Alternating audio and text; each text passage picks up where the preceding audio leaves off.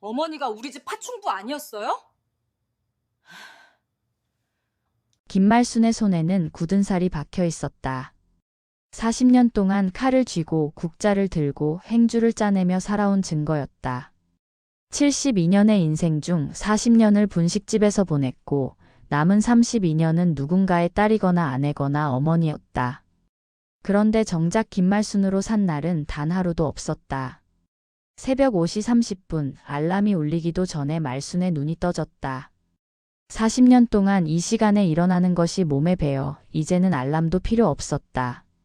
그녀는 조용히 이불을 걷어내고 부엌으로 향했다. 밥을 짓고 국을 끓이고 반찬을 꺼내 놓는다. 김치, 멸치볶음, 시금치 나물. 매일 같은 메뉴였지만 40년 동안 분식집을 운영하며 손님들에게 칭찬받던 그 맛이었다. 어머니 벌써 일어나셨어요? 며느리 수진이 머리를 풀어헤친 채 주방으로 들어왔다.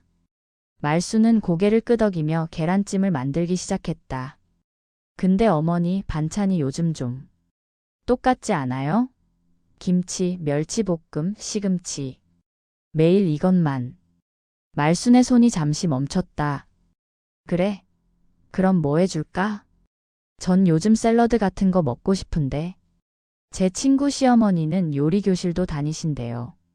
수지는 냉장고에서 물을 꺼내 마시고는 방으로 들어갔다. 말수는 혼자 중얼거렸다. 40년 동안 손님들한테 칭찬받던 음식인데 저녁 식사 시간은 더 고통스러웠다. 온 가족이 모여 앉았지만 대화는 없었다. 손녀 서연은 스마트폰만 들여다보고 아들 준호는 피곤한 얼굴로 밥만 먹었다. 어머니, 오늘 세탁기 돌렸는데요. 저희 옷이랑 어머니 거랑 같이 돌리지 말아주세요. 수진의 말에 말수는 놀라 고개를 들었다. 왜? 세제는 똑같이 쓰는데.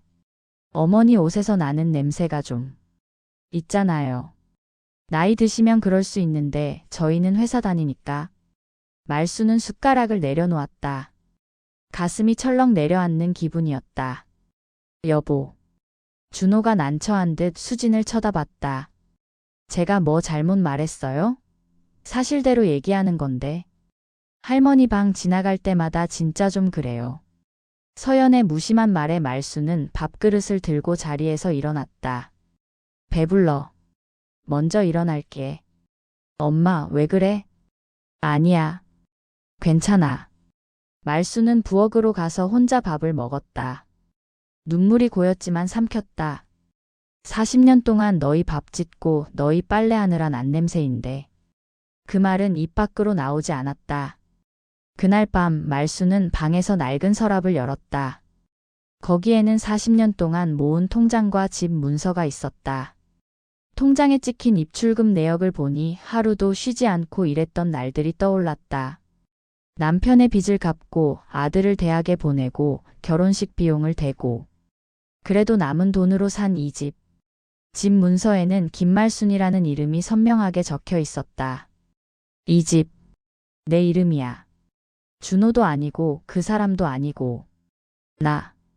말수는 창밖을 바라봤다. 무언가 결심이 선 얼굴이었다. 병원에서도 혼자. 김말순 환자분 허리 디스크가 심각합니다. 의사는 모니터에 뜬 MRI 사진을 가리키며 말했다. 이미 신경을 누르고 있어서요. 언제부터 아프셨어요? 한 2년 됐나? 2년. 의사가 놀라며 말순을 쳐다봤다. 진작 오셨어야죠. 수술 안 하면 나중에 걷지도 못합니다. 수술요? 그럼 얼마나 입원해야 해요? 최소 2주. 퇴원 후에도 한 달은 무리하시면 안 됩니다. 말수는 고개를 떨궜다. 한 달을 집안일을 못한다. 그럼. 병원 복도에 나와 말수는 떨리는 손으로 아들에게 전화를 걸었다. 엄마. 준호야. 엄마가 병원에서 검사 받았는데 수술해야 한대. 수술? 무슨 수술? 허리. 디스크가 심해서. 잠시 침묵이 흘렀다. 그리고 준호가 물었다. 그럼 수술하시는 동안 집안일은 어떻게 해요? 말수는 말문이 막혔다. 귀를 의심했다. 응? 엄마가 한 달을 못 움직이시면 우리는 밥을 어떻게 먹어요? 서연이 도시락도 싸야 하고. 나 수술 받는다고 했잖아. 그러니까요. 엄마 수술하시는 건 당연히 하셔야죠. 근데 그동안 우리는. 말수는 전화를 끊었다. 복도 벤치에 주저앉았다. 눈물이 뚝뚝 떨어졌다. 내가 수술 받는다는데 밥이 걱정이냐. 수술은 혼자 받았다. 링거를 맞으며 병실 천장을 바라보는 시간이 길었다. 간호사가 물었다. 환자분, 보호자는 안 오셨어요? 바빠서요. 수술 받으셨으면 누군가 계셔야 하는데. 괜찮으세요? 말수는 억지로 웃었다. 네. 전 괜찮아요. 이런 거 익숙해요. 퇴원하는 날도 혼자였다. 택시를 타고 집에 돌아오니 준호와 수진이 치킨을 먹고 있었다. 어머니 오셨네. 퇴원 축하드려요. 엄마, 괜찮아? 얼굴이 안 좋아 보이는데. 응. 괜찮아. 수진이 치킨을 먹으며 말했다. 근데 어머니 수술하셨어도 이제 좀 나으셨으니까 내일부터는 집안일 좀 하실 수 있죠? 말수는 믿을 수 없다는 표정으로 수진을 봤다. 뭐라고? 한 달 동안 배달 음식만 먹으니까 저희도 속이 안 좋아서요. 어머니 퇴원하시면 집밥 먹을 수 있을 거라고 생각했는데. 여보, 엄마가 수술한 지 일주일밖에 안 됐어. 그래도 식사 준비 정도는 할 수 있잖아요. 아니면 한 달 동안 저희가 어떻게 해요? 파출부라도 불러야 하나? 그 순간 말수는 뇌 속에서 무언가가 딱 하고 끊어지는 소리를 들었다. 그래. 파출부 불러. 네. 파출부 불러. 근데 이 집 파출부는 오늘부로 퇴사야. 말수는 돌아서서 방으로 들어갔다. 문을 닫았다. 그리고 서랍을 다시 열었다. 여보세요? 거기 신일부동산 맞죠? 네. 집 좀 내놓으려고요. 말순의 목소리는 떨렸지만 결심은 확고했다. 다음 날 아침 그녀는 부동산 사무소로 향했다. 어머니, 이 집 시세가 꽤 나가는데 이 가격이면 너무 싼 거 아니에요? 중개인이 놀라며 물었다. 괜찮아요. 빨리 팔리면 돼요. 급하신 사정이 있으세요? 말수는 잠시 생각하다 웃었다. 급한 게 아니라 늦었어요. 72년 동안 미룬 일이에요. 중개인은 무슨 말인지 이해하지 못했지만 계약을 진행했다. 아무한테도 말하지 마세요. 특히 우리 아들한테요. 바로 그 주, 준호 가족은 제주도로 가족여행을 떠났다.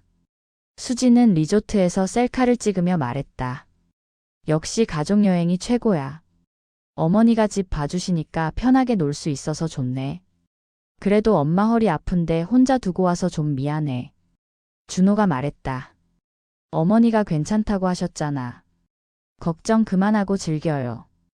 그들이 제주도에서 놀고 있는 동안 서울에서는 계약이 완료되었다. 잔금이 입금되었다. 말수는 이삿짐을 싸기 시작했다. 4일 후 준호 가족이 여행에서 돌아왔다. 현관 앞에 쌓인 이삿짐 박스들을 보고 준호가 놀라 외쳤다. 이게 뭐야? 이 박스들은 뭐예요? 수진도 당황했다. 말순이 방에서 나왔다. 깔끔하게 정리된 모습이었다. 너희 짐 정리해놨어. 엄마, 이게 무슨... 아, 그리고 한 가지 더. 말수는 차분하게 말했다. 이 집 팔았어. 정적이 흘렀다. 수진의 얼굴이 새하얘졌다. 네. 지금 뭐라고 하신 거예요? 이 집 팔았다고. 계약 끝났어. 잔금도 받았고. 준호는 소파에 털썩 주저앉았다. 엄마. 농담이지? 농담 같아 보여. 새 주인이 이번 주 금요일에 들어와. 그때까지 짐 빼. 수진이 얼굴이 하얗게 질린 채 소리쳤다. 어머니, 저희는 어떡하라고요? 몰라. 너희 알아서 해. 엄마. 준호가 일어서며 말했다. 이건 너무한 거 아니야? 우리 가족인데? 말수는 차가운 목소리로 대답했다. 가족? 내가 수술할 때 파출부 구하자던 게 가족이야? 그게 그런 뜻이 아니라. 됐어. 변명 안 들어. 그리고 이 집 내 돈으로 샀어. 남편 빚 갚고 너 대학 보내고 결혼식 비용 대고. 그러고도 남은 돈으로 내 이름으로 산 거야.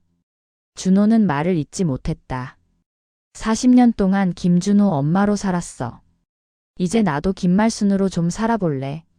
말순은 미리 싸둔 가방을 들고 현관으로 향했다. 서연이 울먹이며 물었다. 할머니, 어디 가요? 말순은 잠시 멈춰 서연을 바라봤다. 아이의 눈에 눈물이 고여 있었다.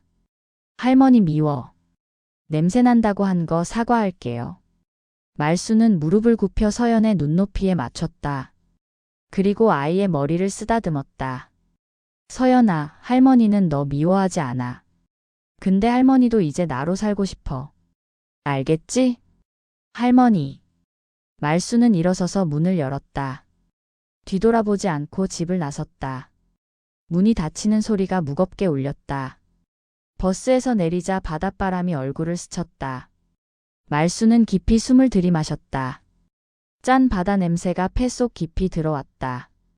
이제 시작이야. 그녀가 빌린 원룸은 작았지만 창문 너머로 바다가 보였다. 짐을 풀며 말순은 벽에 김말순 국밥 간판 샘플을 붙였다. 김말순. 내 이름이 간판에 걸리는 건 처음이네. 핸드폰이 울렸다. 준호였다. 말순은 핸드폰을 보다가 받지 않았다. 그리고 전원을 껐다. 2주 동안 말순은 작은 가게를 수리했다. 40년 동안 분식집을 운영하며 배운 노하우로 주방을 효율적으로 배치했다. 인테리어 기사가 감탄하며 말했다. 사장님, 이 나이에 창업하시는 거 쉽지 않으실 텐데 대단하십니다. 늦었다고 생각할 때가 가장 빠른 거래요. 명언이시네요. 근데 외로우시진 않으세요? 가족들은 어디 계세요? 말순은 잠시 침묵하다 대답했다. 자기 인생 사는 중이죠. 개업일 아침 말순은 깨끗한 앞치마를 두르고 국밥을 끓였다. 40년 경력의 손길은 여전히 능숙했다. 간판에 불이 켜졌다. 김말순 국밥. 첫 손님은 60대 남자였다. 강태식이라고 자신을 소개한 그는 국밥 한 그릇을 주문했다. 말순이 정성스럽게 담아낸 국밥을 한 숟가락 먹은 태식의 눈이 커졌다. 오, 이거 맛있는데요? 어디서 배우셨어요? 40년 동안 분식집 했어요. 이 국밥엔 내 인생이 들어있어요. 인생이요? 말순은 웃었다. 네. 그래서 맛없으면 그게 더 이상하죠. 태식은 그날부터 단골이 되었다. 거의 매일 와서 국밥을 먹고 말순과 이런저런 이야기를 나눴다. 사장님, 서울에서 오신 거죠? 어떻게 알았어요? 말투에서 느껴져요. 여기 정착하신 지 얼마 안 되신 것 같은데. 가족은요? 서울에 있어요. 외로우시겠어요. 말순은 국그릇을 닦으며 웃었다. 전혀요. 처음으로 자유로워요. 무슨 뜻이죠? 72년 만에 처음으로 제 이름으로 사는 중이에요. 김말순으로요. 일주일이 지나자 손님들이 제법 찼다. 입소문을 듣고 찾아오는 사람들이 늘었다. 말순은 바쁘게 움직이며 행복을 느꼈다. 이렇게 바쁜데도 누구 눈치를 볼 필요가 없다는 것이 신기했다. 어느 날 저녁 문을 닫고 정리를 하는데 태식이 조심스럽게 물었다. 사장님 혹시 시간 되시면 영화라도 같이 보실래요? 말순은 놀라 고개를 들었다. 네. 아, 이상한 뜻 아니고요. 태식이 머리를 긁으며 말했다. 그냥 이 동네에서 아는 사람도 없으시고 저도 심심하고 친구로요. 말순은 웃었다. 생각해 볼게요. 그날 밤 말순은 바다를 바라보며 생각했다. 72년 만에 처음으로 누군가 자신을 김말순으로 대해주는 것 같았다. 누군가의 엄마도 아내도 아닌 그냥 김말순으로. 서울의 작은 투룸 아파트. 준호와 수지는 말없이 라면을 먹고 있었다. 분위기는 냉랭했다. 보증금 때문에 적금까지 깼어. 수진이 한숨을 쉬며 말했다. 이게 다 누구 때문이야. 준호는 대답하지 않았다. 당신 어머니 때문에 우리가 이 모양이 됐잖아. 연락 좀 해봐. 집 다시 살 수 있는지. 엄마 연락 안 받아. 찾아가. 직접 가서 무릎 꿇고 빌어. 준호는 고개를 들었다. 여보, 우리가 잘못한 건 없어? 뭐, 우리가 뭘 잘못했는데. 엄마가 수술하셨을 때 우리가 한 말들 생각해봤어? 그건 그렇지만 어머니가 너무 심하게 나가신 거잖아. 준호는 조용히 말했다. 나도 그렇게 생각했어. 근데 요즘 매일 라면이나 배달 음식 먹으면서 느꼈어. 뭘? 엄마가 40년 동안 하루도 안 쉬고 우리한테 밥 해주셨던 거. 수지는 말없이 라면을 먹었다. 서연의 방. 아이는 침대에 누워 핸드폰으로 할머니 사진을 보고 있었다. 눈물을 닦으며 문자를 썼다. 할머니 보고 싶어요. 할머니가 해준 밥이 제일 맛있었어요. 전송. 하지만 답장은 오지 않았다.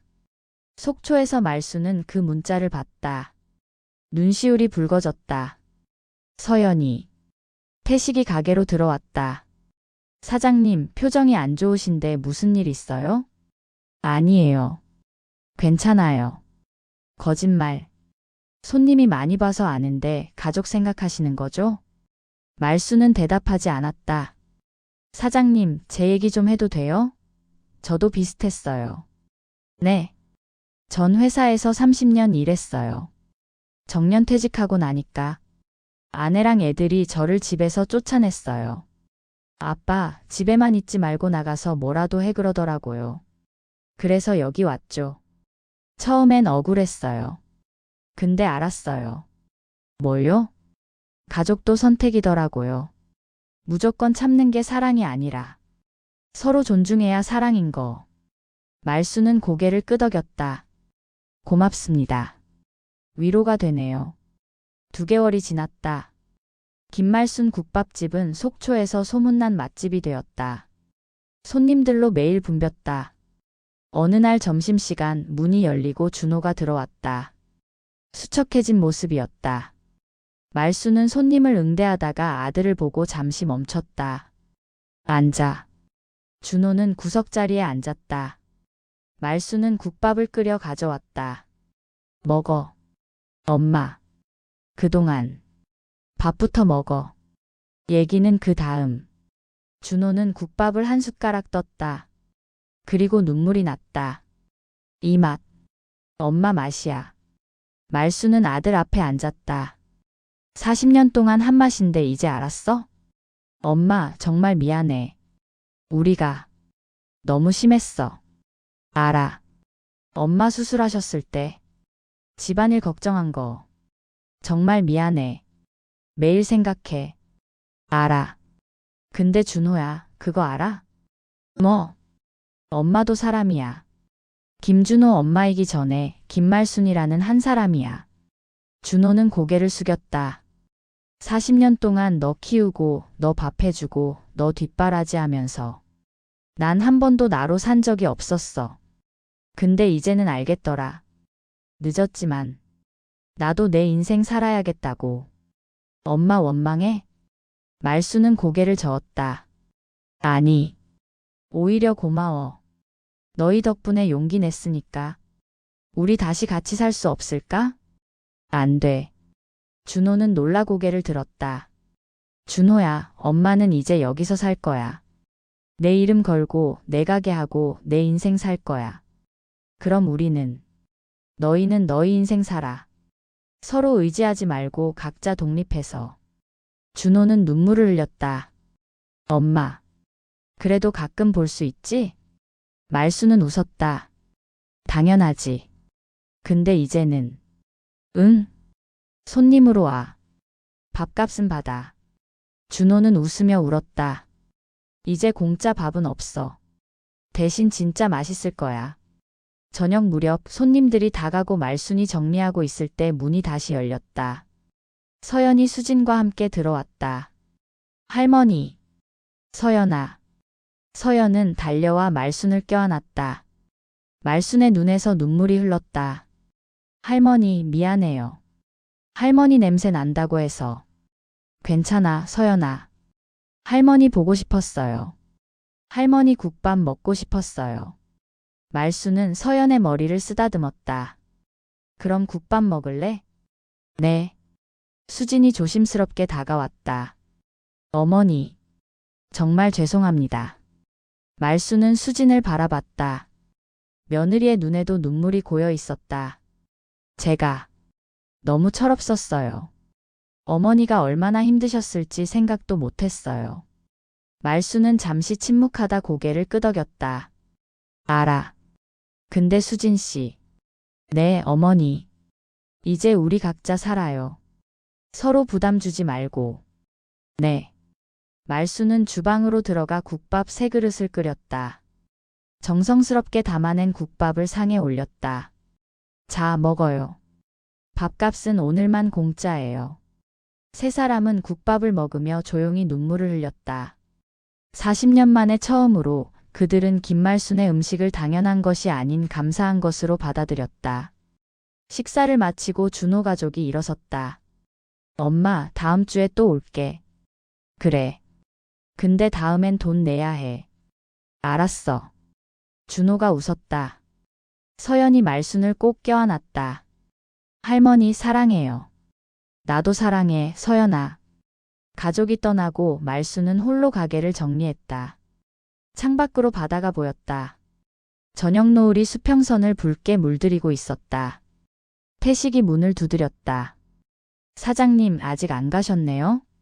네, 정리하고 있었어요. 오늘 가족분들 오셨죠? 다 잘 해결되신 것 같아 다행이에요. 말수는 미소 지었다. 해결됐다기보다는 각자 자리를 찾은 것 같아요. 그것도 해결이죠. 맞네요. 그나저나 사장님, 저번에 영화 얘기했잖아요. 이번 주 토요일 어때요? 말수는 잠시 생각하다 고개를 끄덕였다. 좋아요. 가요. 태식의 얼굴이 환해졌다. 정말요? 그럼 토요일 6시에 여기서 봐요. 태식이 떠나고 말수는 혼자 가게에 남았다. 불을 끄고 문을 잠그려는데 문득 거울에 비친 자신의 모습이 보였다. 72세. 주름진 얼굴. 굳은 살 박힌 손. 하지만 그 눈빛은 어느 때보다 빛나고 있었다. 김말순.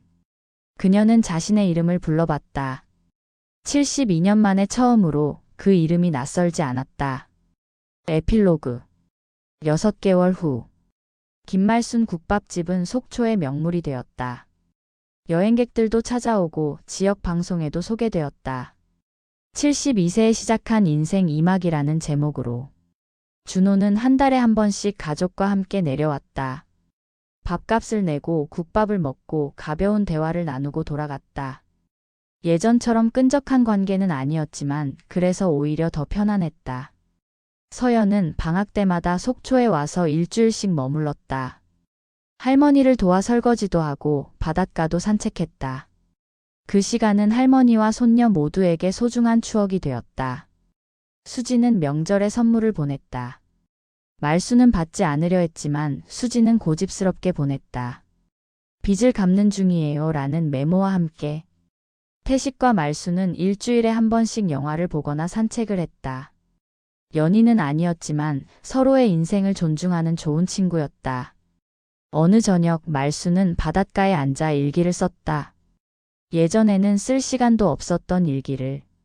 오늘도 손님들이 많이 왔다. 국밥이 맛있다고 사장님이 친절하다고 칭찬해 주셨다. 그 말을 들으니 40년 전 분식집에서 일하던 기억이 났다. 그때도 이렇게 행복했던가? 아니다. 그때는 행복하지 않았다. 빚 때문에, 준호 학비 때문에, 남편 때문에 불안했다. 하지만 지금은 다르다. 이 행복은 오롯이 내 것이다. 72년 만에 처음으로 나는 나로 살고 있다. 늦었다고 생각할 수도 있지만 늦게 피는 꽃이 더 진하다고 하지 않던가. 김말순. 이 이름으로 살아가는 매일이 감사하다. 일기를 덮고 말수는 바다를 바라봤다. 파도가 밀려왔다가 물러갔다. 인생도 그런 것 같았다. 때로는 밀려오고 때로는 물러가고. 중요한 건 그 속에서도 자기 자리를 지키는 것. 이제는 긴말순으로 산다. 그게 늦게 배운 인생의 진짜 맛이야. 그녀는 미소 지으며 중얼거렸다. 바람이 불었다. 바닷바람이 그녀의 하얀 머리카락을 흔들었다. 말수는 눈을 감고 그 바람을 온몸으로 느꼈다. 자유의 바람이었다.